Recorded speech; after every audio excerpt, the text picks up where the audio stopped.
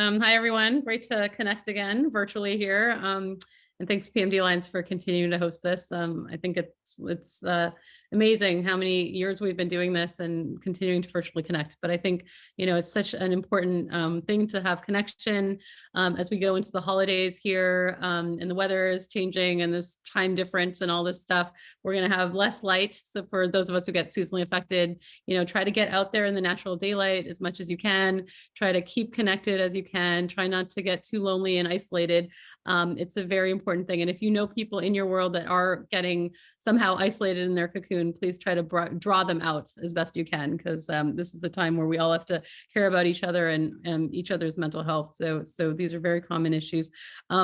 And so without further ado, I wanted to introduce everyone to Kuhan, who I met through his amazing Twitter feed. He goes by, I think, is it Not Just a Tremor? You can clarify exactly what your Twitter handle is, but it's been great to sort of see his posts and learn from him about his experience as a person living with Parkinson's. He's made some really cool videos, and we've had a chance to collaborate a little bit and connect. I had some great chats with him about some of his thoughts on his experience as a person living with Parkinson's, the diagnosis, sort of his trajectory, some of the work that he's been doing to raise disease awareness amongst throughout the world, about the fact that it's not just a disease of older Caucasian men. It is younger people, people of color, women, all kinds of demographics can get Parkinson's. And so he's been doing great work there.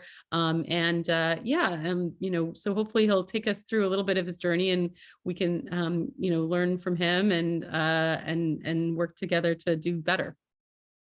Welcome, Kuhan. Tell us a little bit about your where you live, and a little bit about your background, and then maybe you can teach us a little bit about your Parkinson's journey. Sure. Thanks, Indu. And hi, everyone. My name's Kuhan. I'm from London in the UK, not so sunny London, and I suffer from the seasonal changes that you're talking about. I think that's probably true for a lot of people with Parkinson's, and the short days, the lack of sun really affects me. But that's where we are. I am 47. I'm going to be 48 in January the 3rd. And January the 4th will mark my 10-year anniversary with Parkinson's, if I can put it like that. I'm not sure whether to celebrate or not, but it's certainly a significant date for me. 10 years ago, I was diagnosed with the condition. Up until that point, I was a sort of happy-go-lucky Londoner, born and raised in London, a family originally from Sri Lanka. I should say I've got no history of Parkinson's in the family. And I was just living life. I spent a lot of time abroad, working and living in parts of Asia and the Middle East and parts of Europe, and enjoyed that. And then sort of Parkinson's came along, and things changed. Everything really changed. The nature of the work that I do, my home, I changed homes, changed relationships, changed everything really. And some of it for the better, actually. And I think we're going to touch on some of those themes in terms of that roller coaster ride that it's been over the last 10 years. And I think when I start sharing my story, as I have been recently, and this is only a recent thing for me, I call it a coming out process. I found that the story sounds familiar to a lot of people. Sometimes that when I hear somebody else recount their journey, particularly about their diagnosis, I find that they end up using the same words, same phrases. It's really quite uncanny how much similarity there is, although recognizing the condition is different for everybody. I think there's some common themes, particularly around diagnosis, that seem to resonate. And I say it's a coming out process for me. It's only happened in the last couple of years. In the first few years, I didn't really share my story. I didn't even tell many people that I had the condition, let alone share my story in the way that I am now. So this is still quite new to me, still quite raw to me, but I think it's quite beneficial for others to hear, and it's quite beneficial for me in terms of sort of almost a form of therapy, if you like, just sort of sharing my story. So hopefully you'll some of the messages will resonate So yeah, that's me in a nutshell. I think, Indu, we want to start talking about that dreadful day of diagnosis. Sure. Whatever makes sense. And I mean, I think that, sharing is therapeutic. And I think that when people feel alone with their experience, often people feel worse. So I think the whole message and the point of support groups like this and sort of providing these experiences is really about the sharing, because I think it connects us honestly as humans to each other. And, this lived experience is really important. So thank you for that.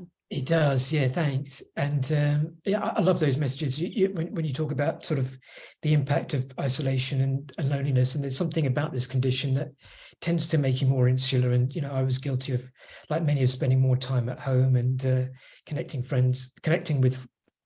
less often with friends and family to my detriment. And, it took quite some effort to sort of snap out of that. And but I do consider myself, I was part of what I call the silent majority. I saw a stat there recently that said 62% of people with young onset Parkinson's hide their condition.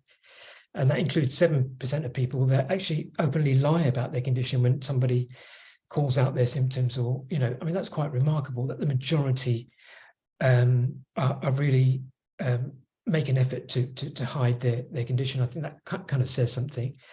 But yeah, it started in 2012 for me. I had a symptom. I had a tremor in my left hand. Most of my symptoms have been left-sided, and I'm left-handed as well. So, having said that, it wasn't impacting me in any sort of meaningful way. I could still carry out a day's work. I could still carry out a full day of activity. But I noticed a tremor. Which, if you asked me early on in the first few years, I would have said was my first symptom of Parkinson's. But now, looking back with hindsight, and hindsight is a wonderful thing, but now that I know more about the condition, I think my earlier symptoms were things like rigidity, stiffness, and particularly the non-motor symptoms. So in my case, fatigue, apathy, anxiety, mood fluctuations, really, for me, are the symptoms that I think I probably had for a number of decades, not just the last decade. And it's only really sort of becoming aware of the condition and all the intricacies and the weird and wonderful symptoms that there are, that I can now sort of confidently say that. And also now that I'm sort of progressed in the disease and getting on-off periods, I can more sort of confidently determine what is a Parkinson symptom versus a non-Parkinson symptoms. But the first visual cue to me, and I suspect for many, is the visual cue being the trigger to see a doctor, was a tremor. And I went along to my local doctor, the general practitioners, the GP that we have here in the UK, and actually went to see him about something else, completely unrelated. And at the end of this session, I asked in a very almost apologetic way, I'm sorry to kind of bother you. I don't want to impose on you, but I've noticed this sort of, my hand is shaking. It doesn't happen all the time. It doesn't really bother me. And as I was saying it, I was almost dismissing it. I was saying it's probably fine. It's probably nothing, but just thought I'd mention it. And he was equally dismissive of it. And he said, don't worry about it. You're probably drinking too much coffee. Cut back on the caffeine and you'll be fine. And, fast forward a couple of months, went back to see him about, again, something else. And I said the tremor was still there, and he decided to do some blood tests. And I had a thyroid condition at the time, and I can't remember if it's overactive or underactive thyroid, but there's a particular type of thyroid condition that's called Graves' disease, which has a tremor associated with it. So he kind of linked it to that, and I thought that kind of makes sense to me, and we left it at that. I didn't think about any sort of neurological connection, and I don't think he did as well. I don't think in his mind, I fitted the bill for neurology or Parkinson's, being this young, non-white, relatively mobile, man that happened to have a tremor, and a tremor can be associated with many things. So he dismissed it and I dismissed it, and life went on. And I then went on to sort of visit my second home in Thailand, which I used to have. I used to spend a lot of winters there. Started off doing a bit of volunteering work, and then just sort of made a home there, and wanted to escape the cold of England in the winter, and decided to make home in Chiang Mai in the north of Thailand. If you're familiar with the area, it's a very beautiful part of the world, but very lovely people. And one of the lovely people that I met was a doctor there. And again, I had a kind of, I think what you'd call an annual physical, and blood tests were done. And she said, clean bill of health, ticks everywhere, and no problems. And I, again, in a rather apologetic way, I said, well, do you mind if I mention something else? I've got this tremor, and it's probably nothing, but can you take a look at it? And she said, sure. And she did a series of sort of movement tests, motor tests, the finger tap test, the touch your nose test. This was just, again, a general practitioner, not a specialist, but she knew enough to take me through some certain motor tests. And she had a different reaction. She didn't dismiss it. In fact, what she did was she referred me to a neurologist. The very next day, actually, she made an appointment for me to see the local neurologist at the hospital in Chiang Mai. And I thought, all right, what does this mean? Because she, that was the first time she mentioned neurology, and she didn't want to really speculate because she wanted me to see a specialist. And but I pushed her on it, and I said, look, what is it you think it could be? And she said, look, I think it could either be MS or Parkinson's. And that was the first time I heard Parkinson's. And I was like, I was just taken aback. And I went home that evening, and I did what I imagine a lot of people do when they've just heard the word, at least, Parkinson's, is I referred to the other doctor, Dr. Google, and started frantically doing an internet search for anything to do with Parkinson's. And everything I read was about, old people and that were bent over and poor movement. And I thought, this doesn't really fit the bill. But then I started looking into some of the detail around some of the symptoms like stiffness, which I recognized, the resting tremor I started to recognize, some of the non-motor symptoms I started to recognize. The more and more I read, the more and more alarmed I became, and the more and more I thought, this might be a thing here. So the next day, unfortunately, was the next day, although it took me several months to get to this point. I was in the waiting room at the local hospital, and the neurologist came to meet me in the waiting room, which at the time I thought was quite nice of her, to welcome me almost, to come and introduce herself. But I think looking back now in retrospect, what she was doing, she wanted to escort me from waiting room to her office to see what my movement was like, to observe my gait, my walking pattern, my stride length, whether my arm was swinging or not. And these are things that were completely oblivious to me. I had no idea that my arm wasn't swinging, for example. I remember one of the first things I did when I got home that day was in front of a mirror. I started walking up and down to see whether my arm was swinging or not, and it wasn't. And I thought, oh, blimey. It hadn't dawned on me, because my symptoms weren't, they were relatively, well, they weren't very severe at that point. They weren't impacting me. And because, particularly in the case of young onset, or at least in my case, the progression was relatively slow and still is relatively slow. It's difficult to notice a change. It's not like a condition to do with cardiology or your heart or some other part of your body where you wake up one day and you suddenly feel a difference. It's not a sudden onset thing. So in that sense, actually noticing differences is actually quite a challenge when it's a slow rate of progression over a period of years. But when she did the same basic motor test, and I was shocked there was no other test apart from those motor tests, and it took her all of 5 minutes to say words to the effect, yeah, I think you have Parkinson's. And I was in disbelief, because I thought, I've been here for 5 minutes. How can you tell me that I've got a Parkinson's? Where's the blood test? Where's the urine test? Where are the scans, and so on? And it was none of that. And it was just, it was very surreal because, I can remember the words that she used, and it sort of sticks with me to this day. And I always wondered if others have heard the same sort of words, and whether this comes from some sort of script that's given to neurologists by way of, here's what to say in the event of. She said something along the lines of, you're exhibiting classic symptoms of Parkinsonism, or I'm not sure if I'm saying that right, Parkinsonisms, yeah, which she tried to explain was to me that was a sort of collection of diseases, effectively, of which Parkinson's was one. And this confused the hell out of me. I wanted to know, do I have Parkinson's or not? And she couldn't sort of tell me accurately.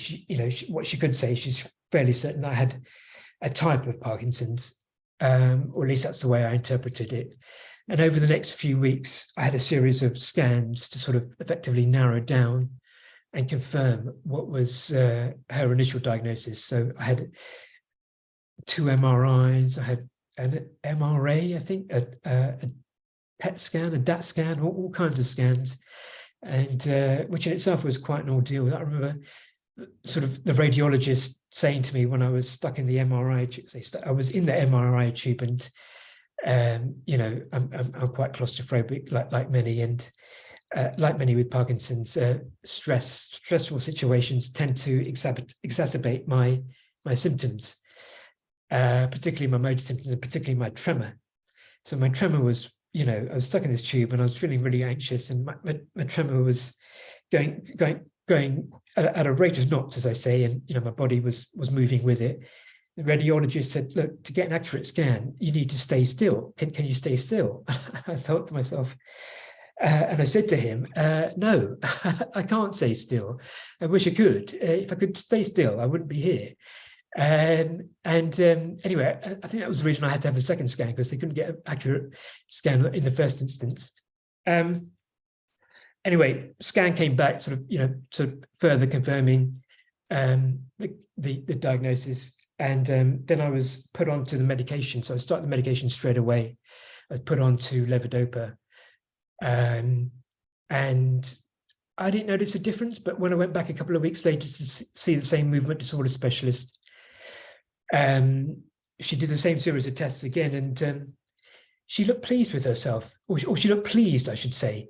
She looked happy. And I thought, I was trying to interpret what that meant, her joy, what it meant. I thought maybe she got it wrong, or maybe she was acknowledging she got it wrong and it was something else. Turns out I had responded to the medication, particularly my rigidity, which she could feel. I couldn't feel, but she could notice a difference from a couple of weeks prior.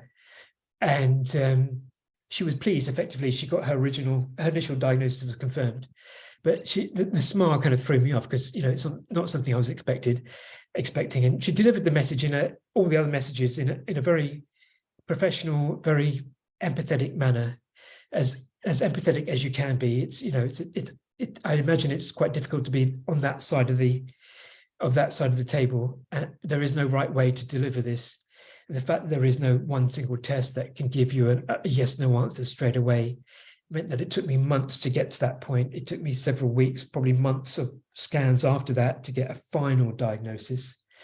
And I remember one of the scans revealed something in my frontal lobe that was described to me as like a birthmark, something on my brain, which caused a bit of alarm amongst the neurosurgeon there, who suggested that I might have to have a brain operation there and then, or risk having an aneurysm, a stroke at some point, and which kind of threw me off. And I remember saying, what's the risk here? And he was saying, well, if we do a brain procedure now, there's a small risk that you might actually have a stroke as a result of the procedure. And I was like, what do you mean small? And I wanted to sort of him to quantify it, and he was reluctant to. And in the end, he said 5%. It's nothing. It's only 5%. I was like, 5%? That's not small for me. Anyway, it turns out I had another scan as a substitute for that procedure, and it just confirmed that what was on my frontal lobe was probably something I'd had since birth and wasn't particularly serious. So when I got that news, and I got the news of it was actually Parkinson's and the regular variety of Parkinson's, if I can put it like that, the news came as a relief. It was a relief that it was nothing else more serious. And it's quite remarkable. I didn't expect to sort of feel that. And I've heard other people talk about the same thing, have the same experience, particularly when they go from no diagnosis to a misdiagnosis to an actual diagnosis. And for many, that takes a long time. In my case, it took the best part of a year. For 1 in 3, it takes over a year. And 1 in 4 end up having a misdiagnosis as part of that process. So this isn't an unusual story. It's a very common story, and the story of disbelief initially, followed subsequently after by relief, is a story that I've heard told a few times to me, and every time I hear it, I kind of have I don't know if smile is the right feeling, but I kind of empathy certainly is the right feeling that I have. But yeah, I mean, it was so powerful that day that I got the final diagnosis, because it was 10 years ago, but I can tell you in absolute detail what the day looked like. I can tell you what I was wearing, what she was wearing. I can tell you what the sky looked like. I can tell you the sounds I heard. I can tell you the smell, everything. It's like being in one of those movies where, there's a sort of time lapse going on around you, but you're in normal speed, but everything else is going around you, and you're just sort of sitting there observing it. It felt like that. It was one of those moments, and I haven't had many moments like that in my life, but that's certainly a day I remember. Yeah. Wow, that's so articulate. Well, I mean, I think the statistics are pretty striking, and I think that when we've been talking, I think they've done some surveys, especially in the UK, and I think some of the statistics are 30% of patients were given the diagnosis during their first meeting with the doctor. 50% were told about their PD diagnosis with a lack of sensitivity. 12% felt that there was no time for questions, and 28% felt they were unable to ask questions at all at that visit.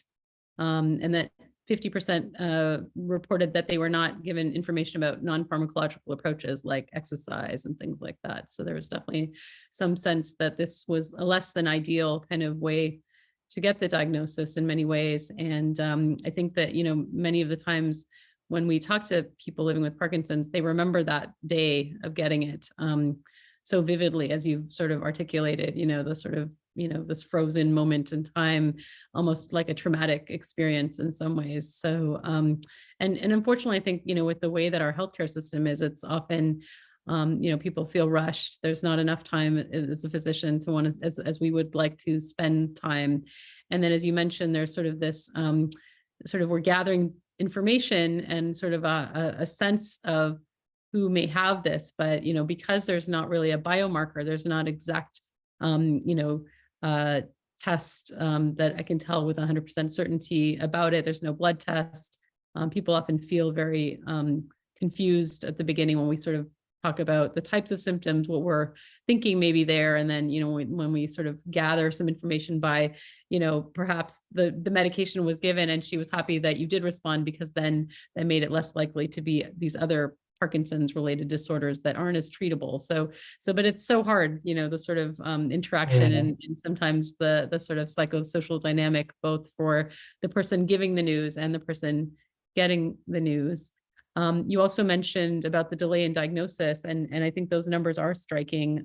It may be helpful maybe in the chat for people to put how long it took them to get diagnosed, but I think we definitely see, especially when tremor is not there, and when maybe people have more gait symptoms, that the diagnosis can be delayed, and that it's sometimes the average is even up to 10 years from when they first started having symptoms to when they actually got diagnosed. It may, obviously there is a delay sometimes for people to realize, as you mentioned, because it's sort of the slow progression, that there might be some trickling of symptoms in there that are different. But, studies have shown that when you look at people before they got the diagnosis, they have been trying to access the healthcare system sometimes for years before with different types of complaints. So they're obviously feeling a change in their body, trying to get something that's an answer, and maybe it's not, fully accurate as to what, what they're complaining of. They're not 100% sure, how to express the symptoms, and then the doctors may not really think about this in their radar. And I think that increases if you're a woman, the delay. It increases if you're young, certainly, and if you're a person of color. These are three things that are very clear. And the younger you are, probably the less it's on people's radar. So I think if you happen to be an intersection of one or two of these things, a young woman who is a person of color living with these symptoms, it can often be the last thing on people's radar, and people are told that there's nothing wrong with them for sometimes years. Yeah, I also think those three variables, gender, age, and ethnicity, play a role in the type of Parkinson, or the flavor of Parkinson's, as I say, that I have. It's not only the sort of, we need to get over the preconceived notion of this stereotypical old white man, and that's all Parkinson's is. I think we need to broaden the understanding that actually collectively women, young and non-white, collectively outweigh the largest single segment, which is old white men. But those three segments actually account for 60% of the Parkinson's population. So if you like, they're the majority. But my interest in this is that I know, and we know, clinically, that young onset is a different variety of Parkinson's than late onset. We're starting to know the differences in gender as well, and how symptom profile and progression differs. I should say I'm not from a medical background, and this is just from my reading and listening of the likes of Indu and so on. But also ethnicity, I'm pretty sure, plays a role in the sort of, my Parkinson's. I always talk about my Parkinson's because it's unique to me. But I think in terms of my profile of Parkinson's, I think ethnicity undoubtedly must be, playing a role, is my gut feeling. Some early research seems to indicate that.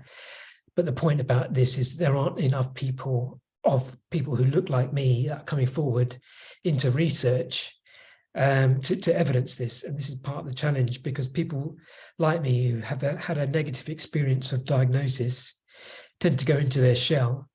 They're not even talking to their friends and family about their condition. So they're definitely not going to talk to a researcher about it.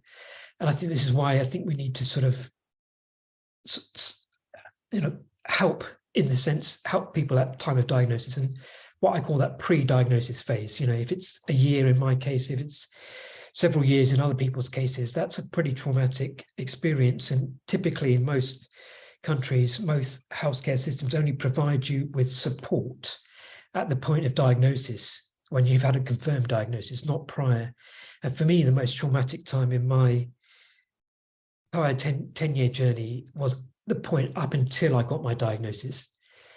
That for me was my low point, and I wish I'd received more support in that. Just going back to what you said about movement disorder and the challenges of diagnosing and preconceptions. I think if there was more understanding that this was more than just movement, if this was more than just motor symptoms, if there was some understanding that most of the symptoms you can't see, if there was an understanding that actually there are more non-motor than motor symptoms, if there was an understanding that things like fatigue and apathy, which are quite common symptoms, and anxiety and depression, I include them in the same category. If there was an understanding that this could be linked to neurological conditions and Parkinson's, and I say understanding, I mean by not just obviously neurologists and movement disorder specialists who are familiar with this, but wider healthcare teams, frontline doctors, physios, occupational therapists, and all the other disciplines there are. If there was a better understanding, that this was not just about movement. And I still think we're doing ourselves a collective disservice by calling it a movement disorder, because A, it doesn't do it justice, it's so much more than that, but B, it's misleading. There are other symptoms that aren't just about movement that this condition presents. And in my case, and I know I speak for many, those non-motor symptoms often outweigh in terms of the impact in terms of my quality of life than the physical, more visible motor symptoms. They also are more difficult to convey in conversation. Part of the reason why I didn't tell many people initially in the first few years, I could count on one hand the amount of people that I told about my condition. Partly was I could get away with it because I responded quite well to medication, and I could appear relatively normal on the outside at least. But the other reason was it was never a 2-minute conversation. It was always like either a really long conversation explaining all the ins and outs of Parkinson's, because people have some preconceived notion of it and they don't really understand that there are more than 40 symptoms of it, and there are people, 1 in 10 of us are under the age of 50, and all the rest of it.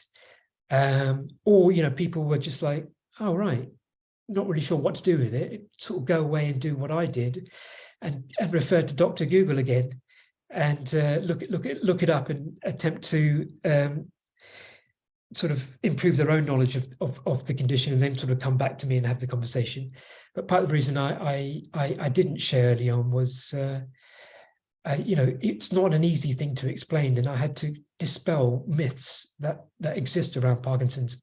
And for me, that was it was a tough conversation to have, and I couldn't be bothered most of the time. So as a consequence, I lived at least that part of my life in isolation. And you talked about loneliness.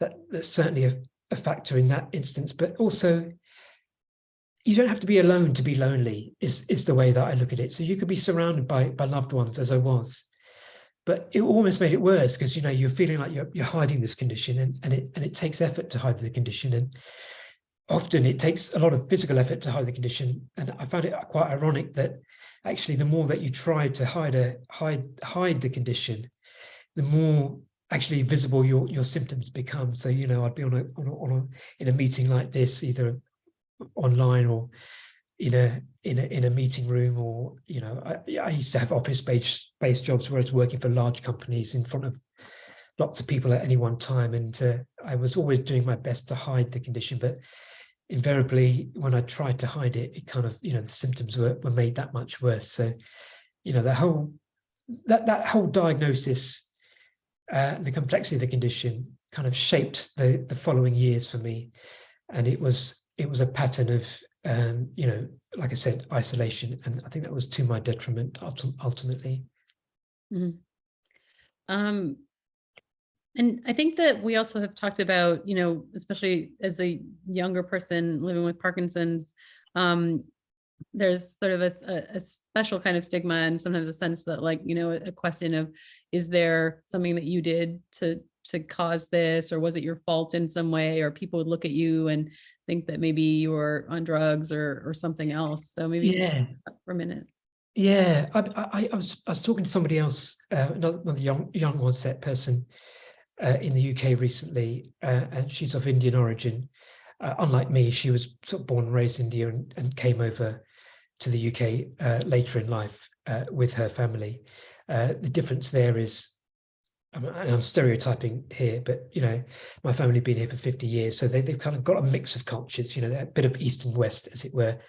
But in her experience, it was very much sort of Eastern ways of thinking, and she said the first thing that they said to them was, her family said to her, is, why do you have this old English man's disease? What have you done?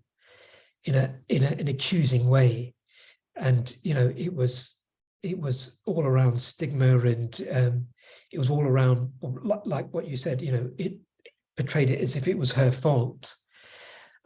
Fortunately, I didn't have that sort of experience. My family are quite supportive. The experience I did have was my parents had the inclination to sort of keep it to themselves or keep it within the family. When I told my parents, one of the first things they said to me is, "Don't worry, we won't tell anyone." Which I think they were sort of thinking that was sort of protecting me, but actually that's probably in retrospect probably not the wisest thing to do. I think sharing is caring very much so with this condition, and I think that's partly Asian values at fault there. And again, I'm stereotyping here completely, but yeah, I've seen people left with the impression that it's their fault. And it always reminds me of, there's a scene in a movie that I really like. I don't know if you guys have seen Good Will Hunting with Matt Damon and Robin Williams, who ironically died with a Parkinson's diagnosis. He's a counselor and Matt Damon's a student, and he's a troubled student. And they were in conversation, and the counselor said to the student about one of his problems, "It's not your fault." And Matt Damon's like, "Yeah, I know it's not my fault." And he kept saying, it's not your fault. And Matt Damon kept saying, yeah, I know it's not my fault. It's not your fault. I know it's not my fault, And finally he said, "It's not your fault." And, and Matt Damon just broke down because, he was blaming himself that somehow he brought on his particular condition, whatever it was, or particular issues that he had. I didn't quite feel like that. I didn't feel guilty, but I certainly felt lost. I didn't really blame myself, but I didn't have anyone to blame or anything to point to. So in that sense, I was just lost. I didn't know what to think, so I didn't think. I kind of basically ignored it and went on with life. Yeah. I knew I had the condition, because of the symptoms I could feel, particularly as the years progressed. But I did my best to sort of, I always think there's either a fine line between acceptance and denial. I'm not sure which I was at that stage. I think for early on, I was in denial. But I think if you asked me at the time, I would have said, yeah, I know I've got this condition and I acknowledge it or I accept it, when in reality I didn't. And I talk to people that have been newly diagnosed now, and I can see the same patterns. I talked to somebody the other day about this grieving process, because that's what I'm describing to you. You're going from shock and anger to remorse to denial to eventual acceptance, and it's a journey that we go through. And I said to somebody the other day, it's a grieving process, and they'd only just been diagnosed, and I said, look, I wouldn't wish this condition on anybody else, but you can have a good quality of life here. But we should recognize that you've been just diagnosed with something. You're going to have various ups and downs, and I described it as a grieving process. And she was like, "Oh, I'm not grieving. I've completely accepted it, and I'm fine with it. Well, not fine with it, but I've accepted it." And I thought, okay. And I was talking to her a little bit more, and from what she was saying, I could see, she was far from accepting of her diagnosis, and I see that a lot in other people, and I don't blame them for it. I just think we should recognize that there are various stages of Parkinson's, and I don't mean the clinical stages.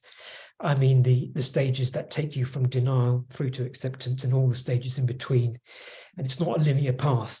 Some days I still wake up and I'm in denial. Some days I still wake up and thinking I wish I didn't have this condition. Some days I wake up and I'm not in a good place.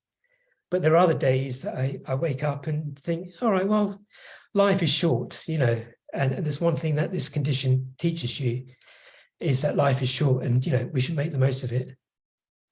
Absolutely. I know that you put together a couple of graphics there, Kuhan. You're quite the IT whiz, so I don't know if you want to share the one at least with the. Yeah, sure. Or if you've got it to hand. I think I have it. Oh, okay, great. Yeah. To share. And then the center view. Yeah. Oh, by the way, that's my handle if you want to reach out and connect to me. More Than a Tremor, on whatever, Twitter, Facebook, and all the rest of it. And the videos that Indu mentioned are on YouTube under More Than a Tremor, because this condition is more than a tremor. I always feel sorry for the 1 in 4 people with Parkinson's that don't have a tremor, because the challenges I explained about explaining it to others, at least I can point to my tremor and say, well, this is Parkinson's. They don't have anything to point to. What you're looking at are those highs and lows, and I called it, something's wrong. I noticed something that was wrong with me. Diagnosis ping pong, because there's a lot of toing and froing within that process, moving on or not moving on, as was my case, and coming out, which is more of a recent thing for me. And it is really a coming out process. I went from telling hardly anybody about the condition to sort of doing this sort of thing and telling the world. And then also giving back. And it's not something, I tended to do. I never thought myself as playing an advocate role. but that's something I've fallen into as part of my coming out process, and sharing my story, and giving back, I think, is part of that. I do a few other things, and I'm not sort of highlighting the things that I'm doing by way of volunteering work to sort of blow my own trumpet, if that's an expression you're familiar with. But I'm doing it by way of demonstrating that actually the process of giving back, actually I find quite rewarding, and it's to do with the stimulation of chemicals. The act of, I don't know which chemical it is, but I feel like I benefit when I do good, or when I share, let's say, and I run a local young persons group for people with not just Parkinson's, but other neurological conditions. Typically it's Parkinson's people and MS people, and I find the fact that you're living with a neurological degenerative condition, actually, with whatever it is, there's a common denominator there, that is age. And again, I don't mean from a clinical perspective. I mean the fact that a lot of people are still working or bringing up families or dating, or the things that young people do. We have a common connection. I do a talk to medical students every month or so at the local university, which is my way of sort of dealing with some of the frustrations I've had with healthcare, current generation of healthcare providers, because I try to share my words of wisdom with the next generation, and normally it's received quite well. I do a few other things, like I started a podcast with a fellow Parkinson's friend of mine and neighbour, former TV presenter, actually in the UK, Dave Clark, and we run a podcast called Two Parkies in a Pod, because that's what we are. And we often have chats about, as I reached out to him, which is something I found myself doing a lot, actually. I would listen to, the likes of Indu and other podcasts and videos and stuff, but I would never actually engage.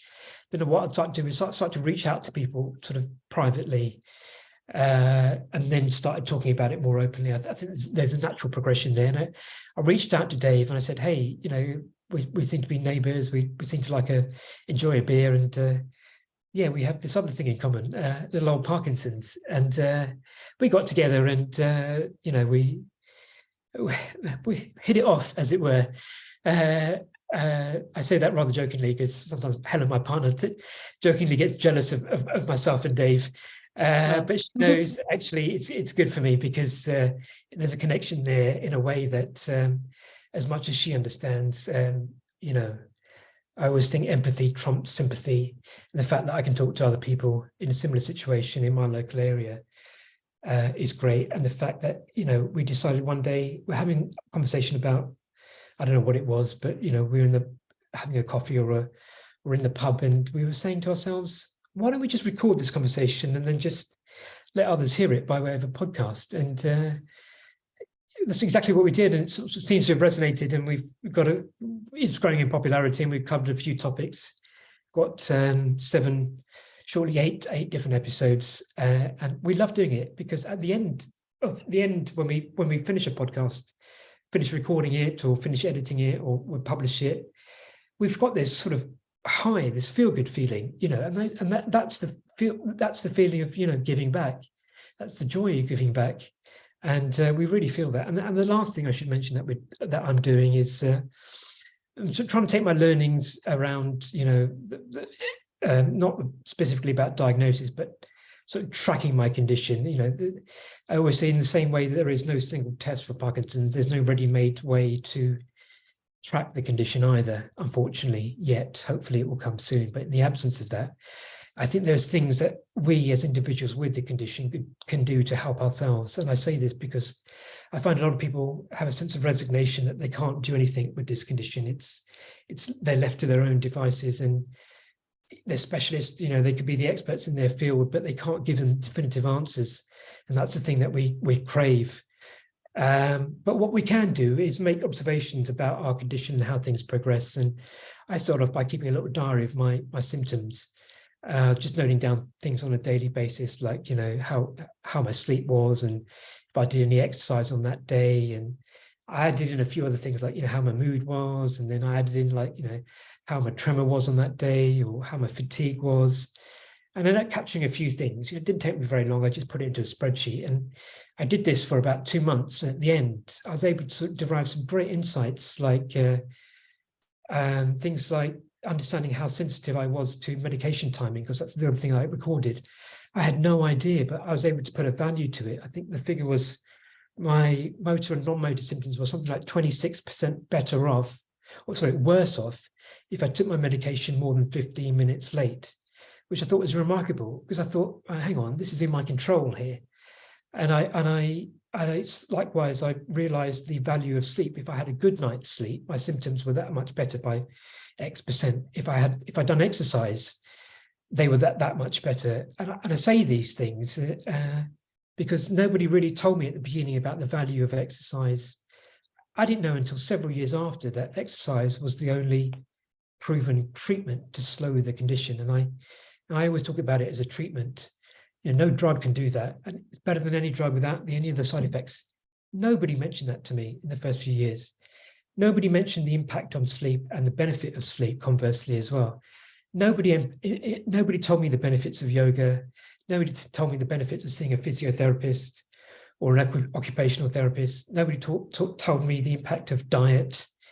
Nobody told me the impact of mindfulness. Nobody told me that the state of my mind reflects the state of my body and vice versa. If I'm angry or stressed or busy or agitated, my physical symptoms were worse. And I had to work that out myself. Nobody told me all this. I just learned by trial and error, and I learned by sort of tracking my condition.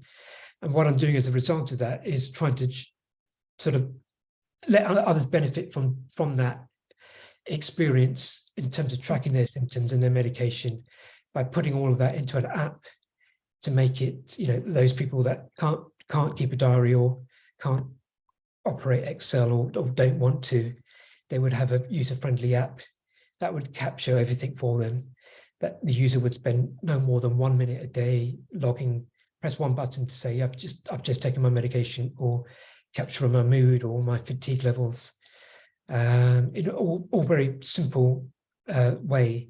At the end, they'll be left with a bunch of insights that they can then present to their specialist when they go and see them every 6 months, rather than do probably what I do, which is have a very sporadic conversation with my neurologist about he would ask me how I'm doing, and I'd say, well, yeah, I'm all right, and not sort of recalling yesterday I wasn't all right, or in the morning my fatigue was particularly bad, or in the evening my dyskinesia kicks in. It's difficult when you're put on the spot in that spotlight to be able to convey this sort of stuff. And I think we know it as individuals, but to recount it is such a challenge, with so many different symptoms, with so many fluctuations, not just from day to day, but from hour to hour.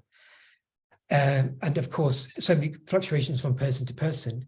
It's so important to try and keep on top of these things, but it's a challenge. So if I can provide some tools to enable people to help manage their own condition, have a better quality of conversation with the healthcare team, then, I put that under the banner of giving back, and hopefully, that would also bring me some of that feel-good factor that I crave.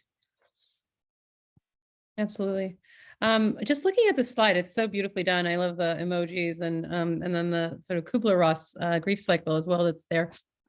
So yeah, the things that stand out are this sort of shock, disbelief, and uncertainty. Why me? And that diagnosis ping pong, this sort of continued issues that in the not moving on. Sort of, it sounds like you kind of went into a little bit of trying not to tell people and trying to sort of kind of gather sort of yourself a little bit. Didn't want to meet other people with Parkinson's either, and sort of continued shock. But then there's the transition. It sounds like maybe you hit a bit of a rock bottom or something around that time. And then the coming out symptoms more obvious, but then you were learning more about it sounds like you started to read more, get more of a sense of what was affecting yourself, connecting more with people like PT, OT, a counselor, became a little bit more open to talking about things with people.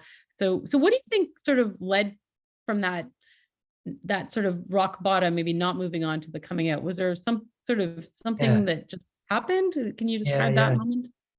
you don't see the dates, or maybe you do, and you could probably work it out. In 2020, something that happened that impacted all of us, which was, it was still back on the same slide, that coming out phase for me was only a couple of years ago, and it coincided with COVID and lockdown. And I know COVID impacted people in different ways and almost entirely negatively.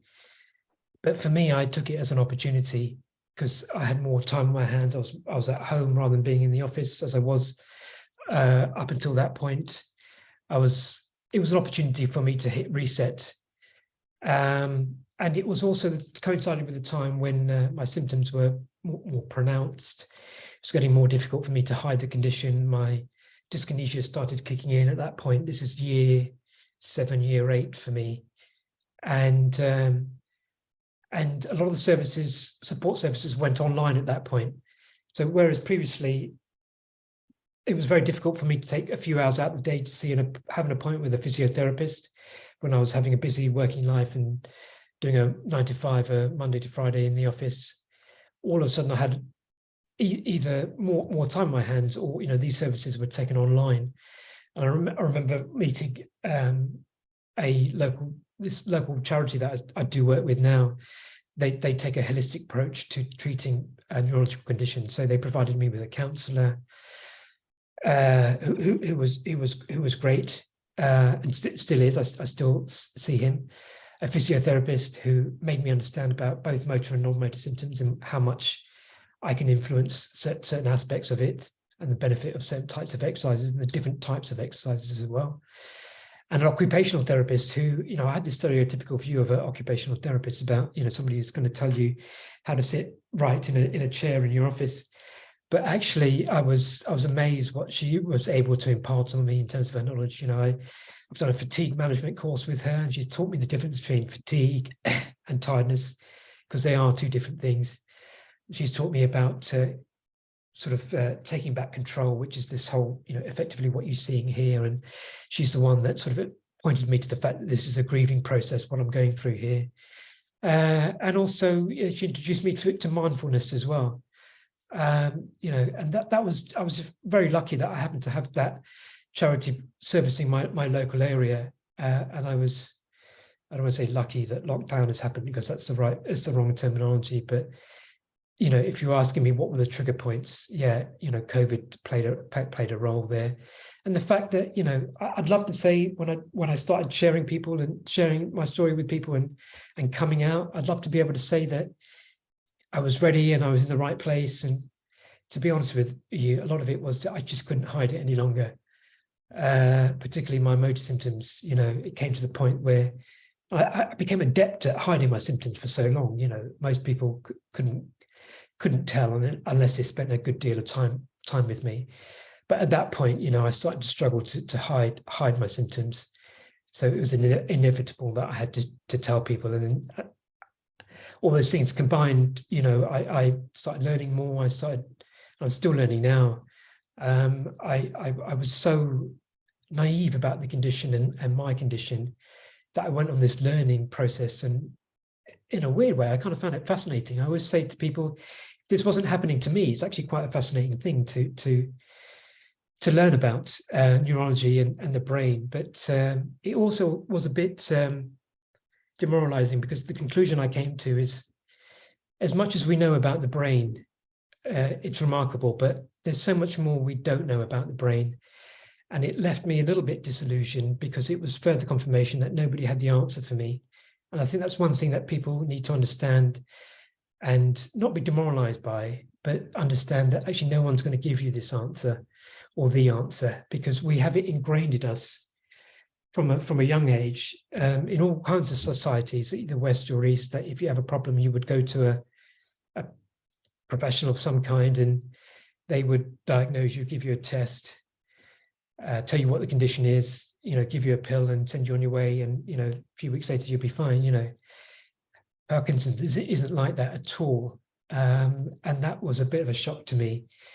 And when people, going back to that fateful day or series of days early on when I got my diagnosis, I was asking a whole bunch of questions when I got my final diagnosis to the movement disorder specialist.